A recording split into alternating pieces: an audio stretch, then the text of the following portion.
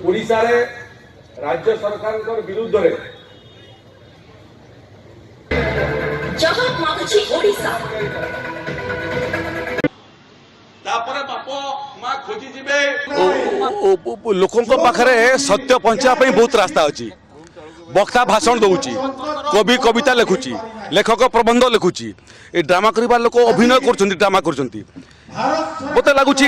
जेते हिसाब रे लोकंकर मनर कथा लोकंक सामने उपस्थापित होगा पर जो रास्ता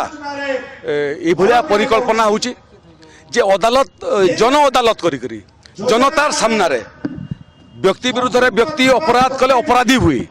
किंतु जिते गोटे समाज समाज रे सरकार अपराध करे